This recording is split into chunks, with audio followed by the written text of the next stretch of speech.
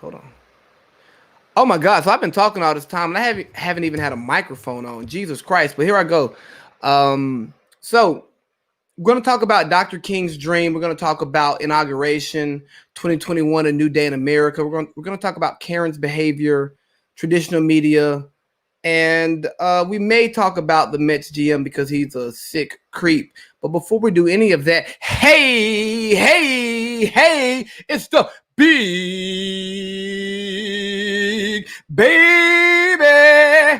And I'm back, and it's a new day. America, it's a new day. Yes, the tide has turned.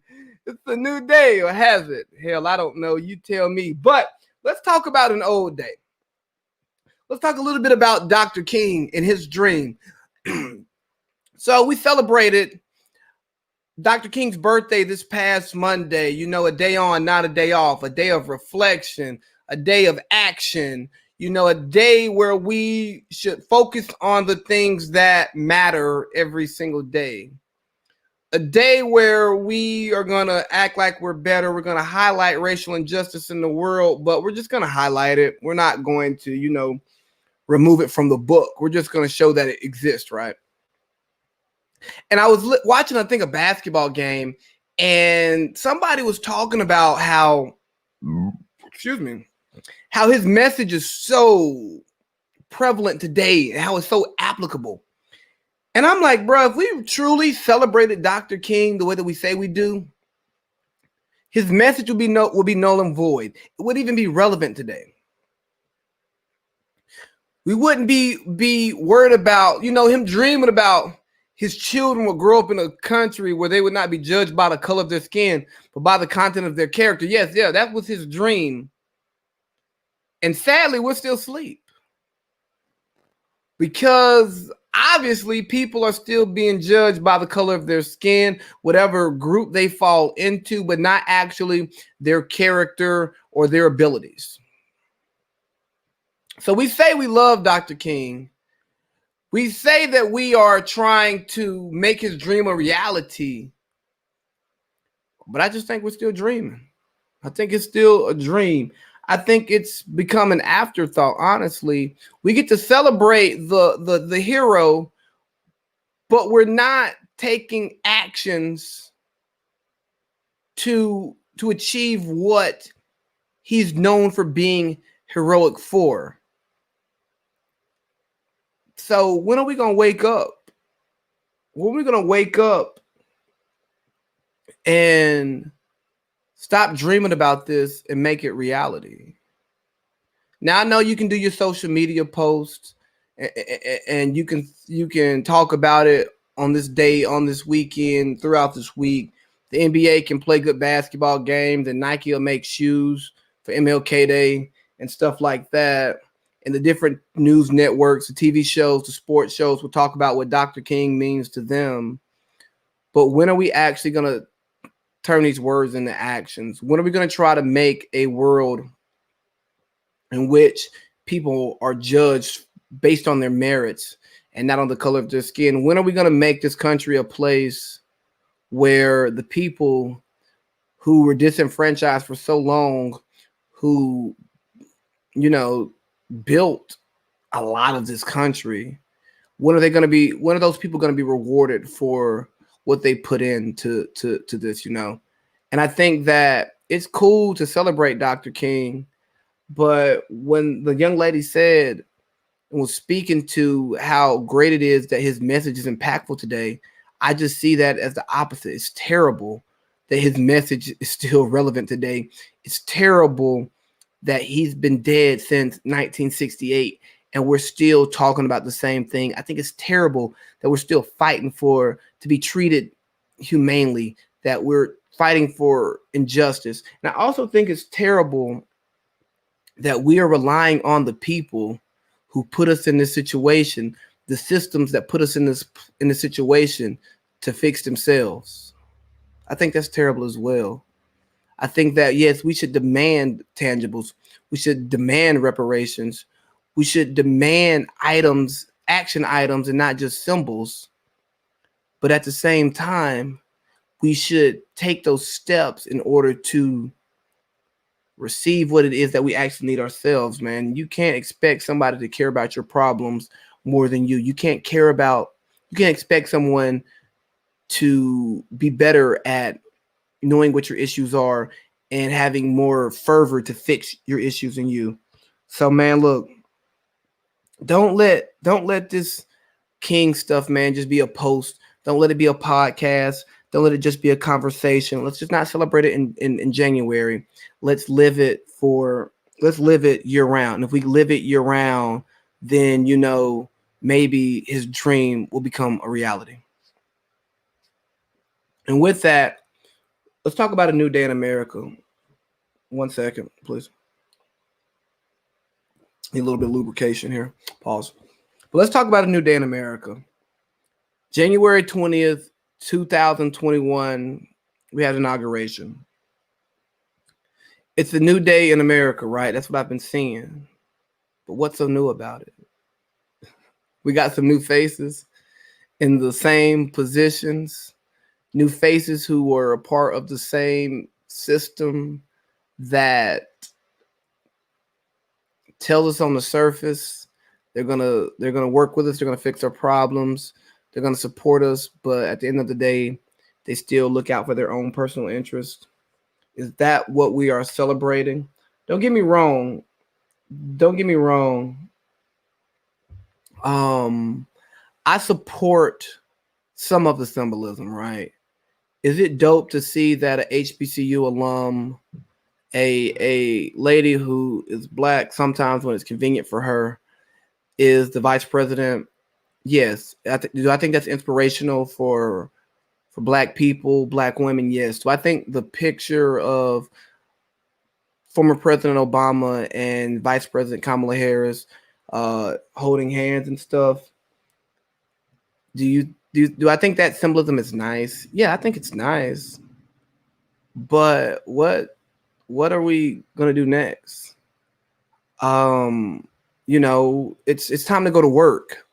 Yeah, we can celebrate tonight, I guess, if you want to, but when is the work gonna be done, And that's what I want to see. So while you all celebrate a new day in America, I'm gonna sit here and tell you, man, yeah, it's a new day, but it's the same old thing. Just think about your life, man. You wake up on Monday, and guess what? It's the same schedule. You go to work, you go home, you do what you do. Tuesday, you go to work, go to work, go home, do what you do. Same thing. New faces in the same system. So what's going to change? That's what I want to know. Just tell me what's going to change. And I would love to see change, but we just can't celebrate symbolic victories. We have to demand that our needs are being filled by those who are appointed to do so. And if they aren't being filled, then you have to take it upon yourself to make decisions that get your needs filled. Like you just can't fucking rely on them to make decisions for you. So, but with this, man, I'll say it's going to be a new day in media. I'm curious, what are these media companies going to do now? What for late night TV, your 24-hour news coverage, your social media influencers, your SNLs, man? What are they going to do now that Trump is no longer in office? What are they going to do now that they can't talk about him, that he's no longer in the forefront? There's a lot of people who've been making a lot of money making fun of Trump, and now we're going to see if they're talented now, because he's no longer the subject of conversation. He's no longer the man of the hour. Hell, how are we going to hear from him? Because we banned him from every social media platform that there is. Hell, we banned him from banks. And I saw an interesting post today. I think Mook posted it, pretty much saying they're the reason why he got canceled. Maybe. Or maybe people no longer wanted that affiliation because maybe it's bad business for them. It reflects poorly on them. Or maybe some people have been socially enlightened and they're trying to be better. Or maybe the insurrection scared them so much that they didn't even want those ties, because it's like, whoa, whoa, whoa, whoa, whoa, whoa, whoa. This is now impeding upon my lifestyle, my rights, what I believe in, my values. Maybe. Or maybe they're afraid of what he can do or what he will do. You ever thought about that? Do you feel that because he has so much influence, so much power, so much information now, that he's being silenced because he could shake the room? He could rob the powers that be the control that they have. Because we've obviously seen that he's had people who badmouthed him, said terrible things about him, says he shouldn't be the leader of our nation, back him. If you look at Ted Cruz, the many things that Trump said about Ted Cruz, spoke about his wife being unattractive. And then all of a sudden, once he becomes a powerful individual, Ted Cruz is speaking highly of him. Same with Lindsey Graham. He waffles every other week about how he feels about him publicly. Maybe that's the reason why he's being silenced. Maybe it's not, what we would accept on the surface as, what, this man has raised a lot of hell. He's caused a lot of problems, and we don't want that association. We don't want to be responsible for what could happen based on this person's voice. Maybe. I don't know. I tend to stay away from conspiracy theories. But I mean, I'll throw it out there. Maybe it's something that y'all might subscribe to. Maybe it's something that makes you think. So sit with it for a while. But if you think he's actually gone for good, you're absolutely insane. If you don't think he's going to find the means to get his voice out there, to continue rallying up his cult, you're crazy. I've heard, and I believe this to be true, that he'll start his own network. As long as he can scramble up the money to make it happen, I think that he will find his own news network, and it's going to be one of the best things that's happened. Because here's what's going to happen. It's going to be so radically conservative that Fox News will be able to pivot into an actual middle-of-the-road news network. Because what's going to happen is his radical conservative network is going to take so much of that following, and they're going to need something. They're going to need something to maintain their relevance. And what they do is they pin themselves as the media network for the moderate, the common man's network. And then maybe that will create some balance in the media. But some more things about this new day.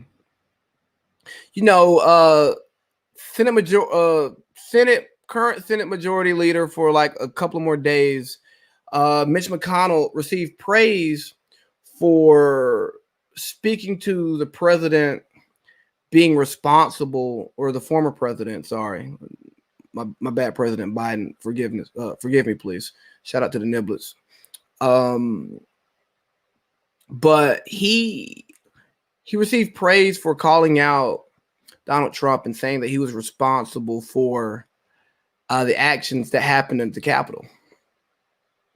Sure. But it's crazy that you're calling him out in words, but you're not calling him out in action, because what you would not do was you would not have the emergency session in the Senate to remove him from office. You waited until he was out of the door and no longer your problem to say some things that you probably truly believe, Because why? What's the consequences? There is no consequence. There is no consequence for you calling him out because he's no longer in power. It would have been really nice that when you saw things that were, a little bit crazy, a little bit wild, things that maybe violated our American ideals, principles, and values, you called it out in the moment, but you couldn't because you were afraid. You're afraid that he would turn his back on you and then you wouldn't get reelected. Because again, Money Mitch, your job is to get reelected. Your job is not to represent the people. So for those of you who saw those comments and maybe thought that, hey, that's great, man, Mitch McConnell came out and spoke out against Donald Trump. No, he did not speak out against Donald Trump in a way that matters. He just spoke out against him because he could. Because he's no longer a threat. He's no longer in power. And guess what? He's so damn old that the party has no more use for him. Now, again, I believe that Mitch McConnell felt that way. But I don't believe his comments came from a sincere place, because if they did, he would have made comments like such earlier. He would have distanced himself earlier, and he would have made decisions that looked out for the preservation of this democracy, not the preservation of his party and himself.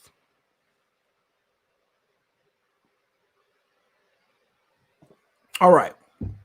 While we're here, man, let's talk about Karens. I think that Karens are important people in our culture. Here's what we're going to do. We're going to read a definition of what a Karen is. Karen is a pejorative term for women seeming to be entitled or demanding beyond the scope of what is normal. Karen is usually associated with a white woman because it's like, you're not going to do this to me. I'm going to call the police, or get out of here, or I'm going to call my lawyer. You know, that's what they make a Karen out to be. And typically they make Karen out somebody who portrays the values of the white patriarchy, someone who is borderline or just blatantly racist, like, the lady bothering a man who was bird watching, or Shorty in New York, who what was she doing? She was checking Buddy for his phone, for her phone, saying he stole her phone just because he was black. That's usually what we equate Karen to. But when we talk about Karens, we have to look at the mindset and not just the actions in which they take and where they use them. Because guess what? We got some Karens on the side of racial justice, on the side of white guilt too. Yeah. We got Karens trying to tell us what to be offended about and tell us what should hurt us and what's right and what's wrong. And don't get me wrong, Karen, I appreciate you for trying to help out this movement. I appreciate the fact that you support what is going on here. But what I can't get with is, Karen, you can't tell me how to feel about things that affect me. You can't tell me how to respond to racism. You can't tell me that I should be disrespected by some forms of discrimination.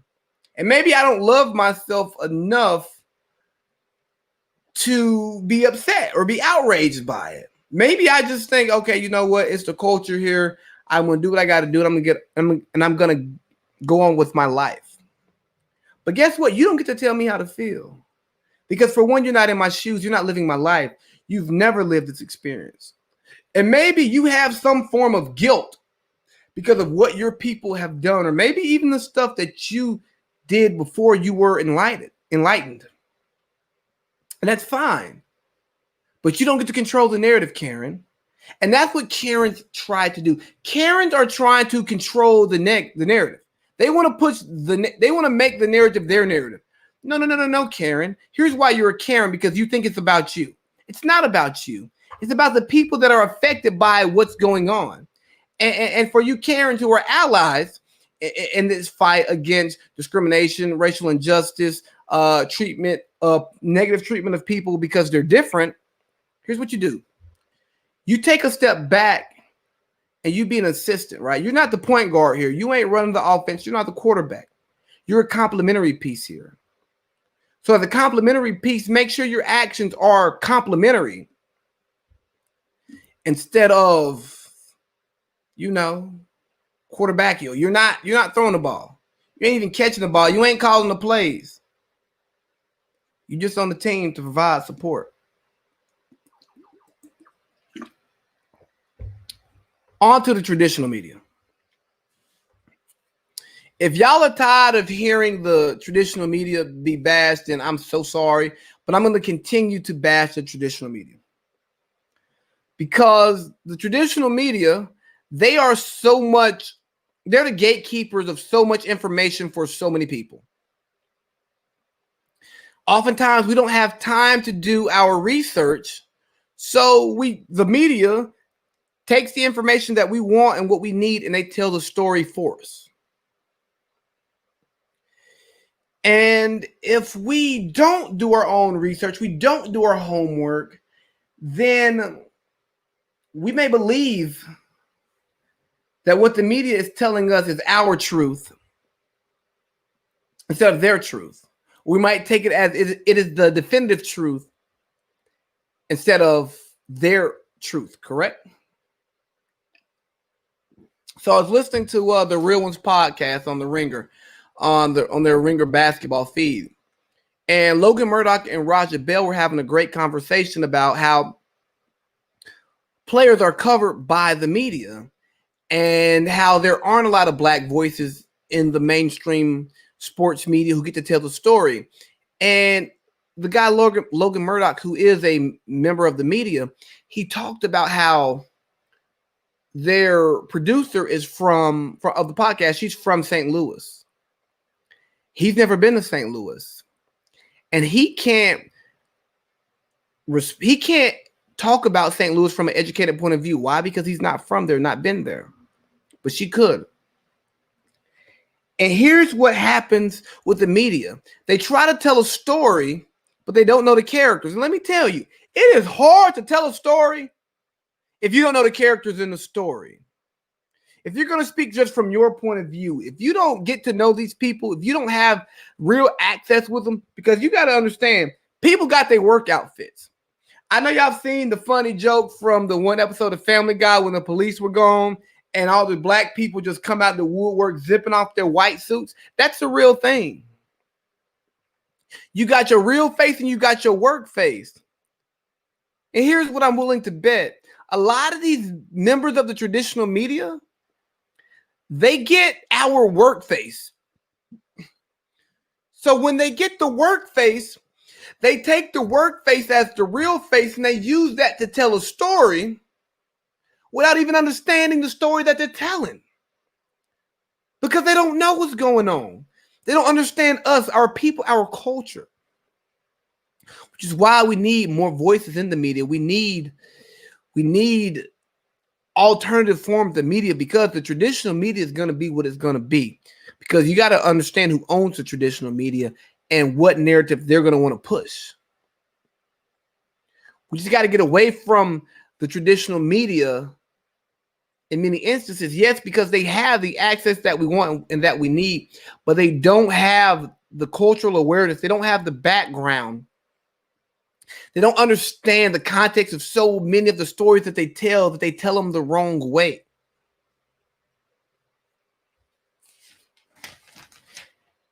And I'm going to use a couple of examples I'm going to use some sports and basketball examples about how the traditional media tells these stories wrong. Look at LeVar Ball. LeVar Ball gets criticized and scrutinized because he talks too much, because he painted a target on his son's back by talking them up. Guess what else LeVar Ball did? He had two sons get drafted in the top 3 in the NBA draft. That's what LeVar Ball did. So instead of criticizing LeVar Ball for talking a little too much shit, Let's give LeVar Ball his flowers for raising 3 sons. All of them had scholarship offers to University of California, Los Angeles, UCLA. One went for a year, went to the league. Another one went for a year, got in a little bit of trouble, but still got the opportunity to get an NBA tryout and is now playing in the NBA G League. And the third one, you know, he went a different route with him. He never went to college. He played basketball overseas. And guess what he is? The 3rd overall pick in the draft and the betting favorite for Rookie of the Year. So you want to criticize LeVar Ball for putting a target on his kid's back for talking too much. How about you praise LeVar Ball for raising 3 boys who had the opportunity to have a target put on their back to play in the NBA? How about you do that? Yeah, LiAngelo got in trouble for trying to steal out of a Louis V store in China. Yeah, that's sad. Young people do dumb shit. But those kids, they're good kids. They stay out of trouble. And they play basketball the right way. That's the one thing that's missed. They share the ball. They play team ball. They let their players cook, right? And it bothers me so much how dismissive of LeVar Ball is. How the media just wants to shit on him. And it's like, bro, he's doing what you want to do as a parent. He set his kids up for generational wealth. He had a dream for his kids, and his kids shared that dream. And guess what? They made it a reality. Unlike this Martin Luther King dream that we play around with, that we talk about, is so beautiful, but we're not trying to make it real. LeVar Ball made that dream real. But why are you mad? Why does it bother you? Because he talks a little bit too much? Because he's braggadocious? Because he's brash? Or does it bother you that he's doing what you couldn't do, what you wanted to do, what you thought you could do, man? Maybe because he's a black man with a loud voice saying, my son is better than you. My son is better than your son. My son is that guy. He's going to be great. Don't get me wrong. I disagree with some of the stuff that LeVar Ball has done, but you can't not respect what he's done as a parent and as a man. Next person, Kyrie Irving. And don't get me wrong, I criticize Kyrie Irving, but let's think about Kyrie Irving. He's difficult. Yeah, he's difficult. That's who he is. Guess what? A lot of people are difficult.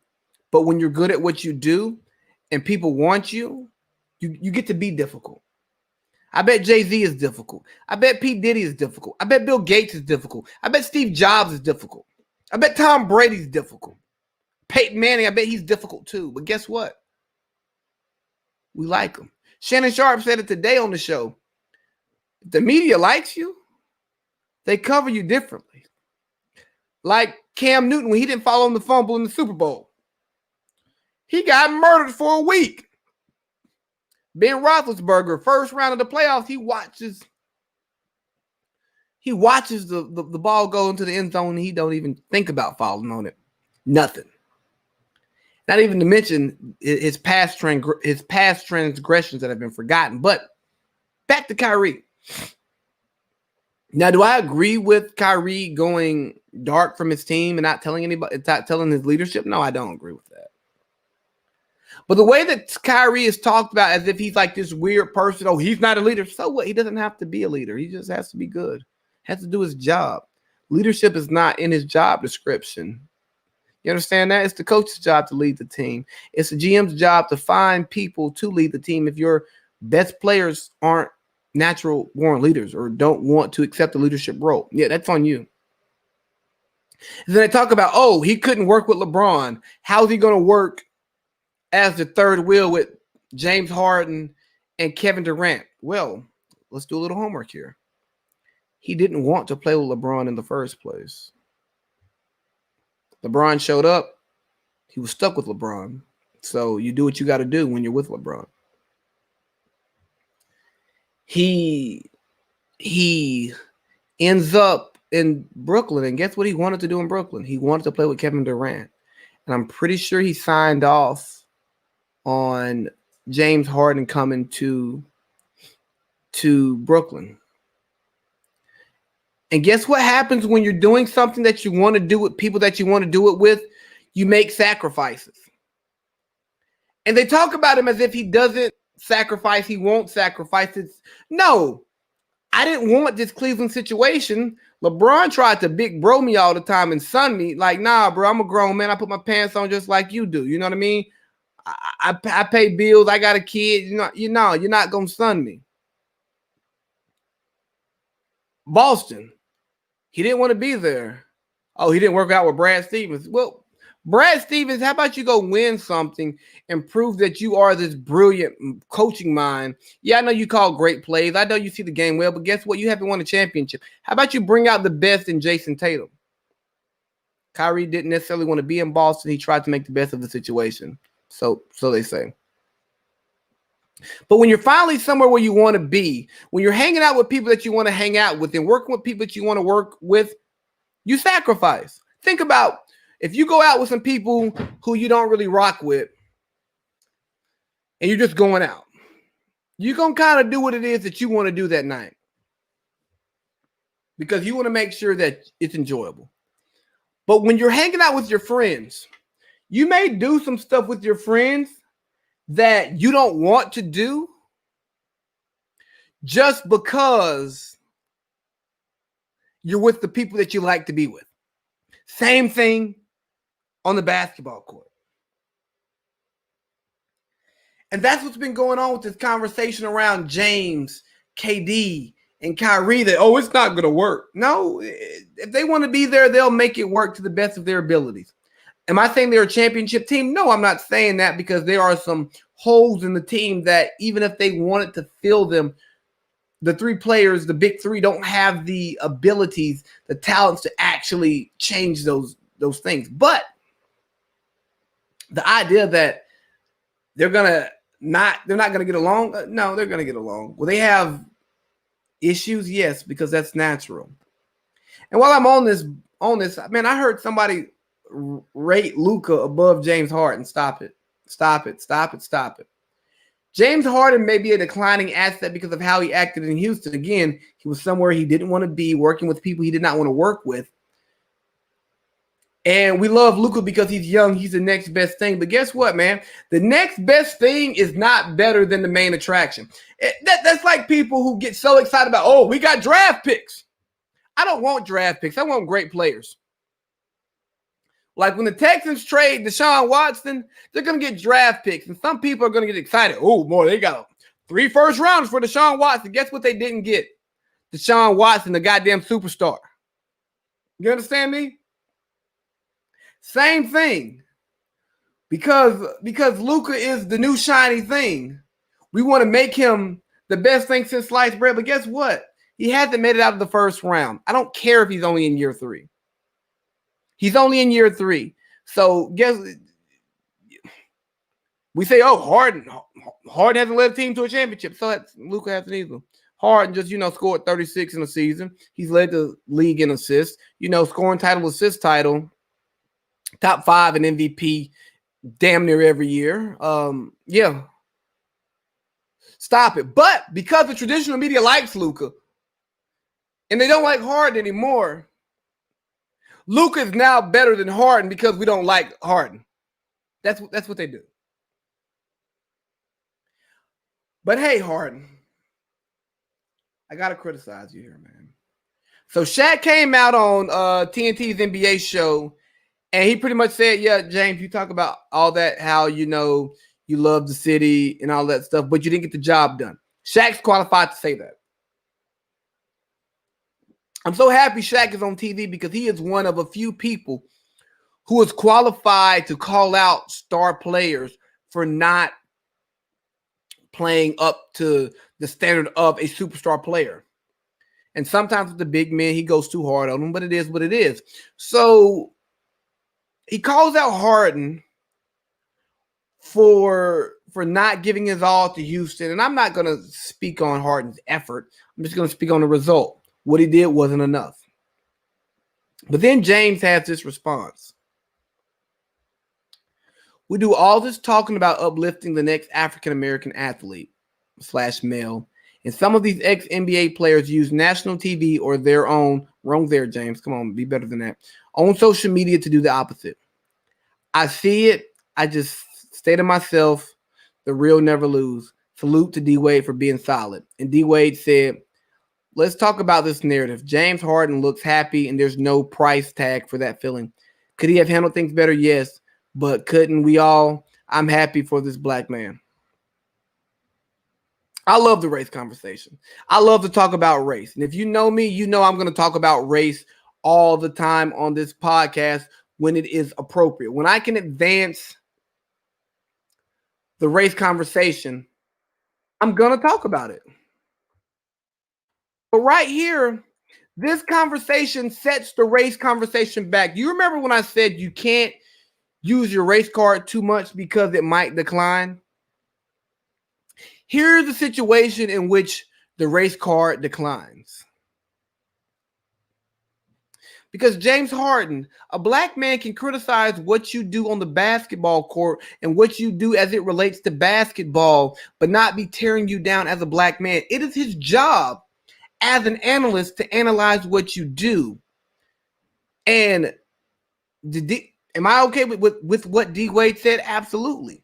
Am I also okay with what Shaq said? Yes. Just because you're being criticized, it does not mean that is a black man tearing down another black man. No, it's a black man providing analysis on what he's seeing another black man doing. And if we're going to let race get in the way of our ability to critique one another, to have honest conversations about one another, then what are we fighting a race battle for? Because that goes directly against the fight for equality. Because if we're fighting for equality, we're fighting to eradicate racism, then we can have conversations about people in our race or outside of our race, and we can critique them and criticize them. We can disagree with them. But what's happened is in the NBA culture, I talked about it last week, these players are pandered to so much, they're coddled so much that any type of criticism, they take it as a personal character. Oh, wow, I just lost my words. They take it as a knock on their character. No, it's not personal, baby. It's business. We're just talking. We're talking about what you're doing as a businessman, not who you are as a man, not what you are to the people in your life. So let's take race out of this. Let's not use the race card when a man is doing his job and he's not being personal. He's talking about you as a professional. Because we don't want that race card to decline, because when we need our race card to call out racism, we need to be able to swipe it, and we need funds to be there.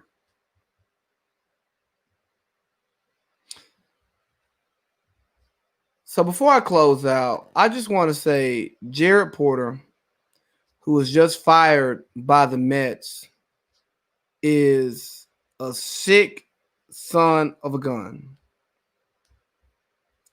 From what I've seen, that he just got the job, but back in 2016, when he worked for the Cubs, he sent 62 straight text messages to a chick. Oh, I'm sorry. He sent 62 consecutive messages to a young lady and some unsolicited, inappropriate photos. Bruh. After the double, maybe the triple text, she don't want you. Stop. Don't be thirsty. And you probably shouldn't send out revealing pictures of yourself ever, because you never know what can happen with them. I mean, we've seen how the cloud has been hacked and how people, who thought they were sharing a moment with someone that they loved and they cared about, and that was gone.